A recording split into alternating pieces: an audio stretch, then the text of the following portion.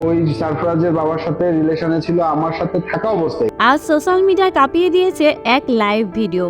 আর সেই লাইভে তনির ব্যক্তিগত জীবন নিয়ে মুখ খুললেন তার এক্স হাজবেন্ড সোয়েব ইসলাম। তিনি যেসব তথ্য বলেছেন তা সত্যি সবাইকে হতবাক করেছে। ভিউয়ার্স, বিস্তারিত জানতে ভিডিওটি না টেনে সম্পূর্ণ দেখতে থাকুন। সোয়েব লাইভে এসে প্রথমে বললেন, তনি যখন সাদাত রহমানের সাথে বিয়ে করে তখন সে আমার স্ত্রী ছিল, আর এই সম্পর্কে আমি কিছুই জানতাম না।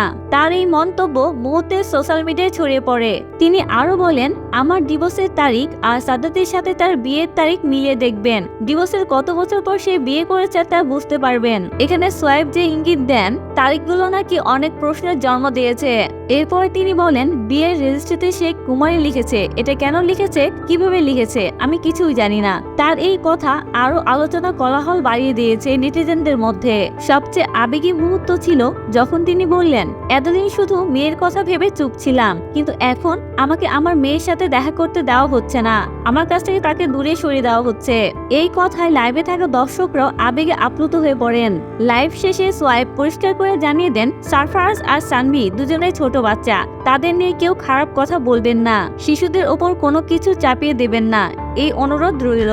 তার এই বক্তব্য সোশ্যাল মিডিয়ায় মানবিক আলোচনার জন্ম দেয়। ভিউয়ার্স, টনি, সোয়েব, সাদাত এই তিনমুখী সম্পর্ক নিয়ে যত সময় যাচ্ছে ততই নতুন নতুন তথ্য সামনে আসছে। কোনটা সত্যি সেটা তো সময় বলে দেবে। আরও আপডেট, গসিপ ও সেলিব্রিটি ব্রেকিং নিউজ পেতে সাবস্ক্রাইব করুন আমাদের চ্যানেল স্টার গল্প বাংলা।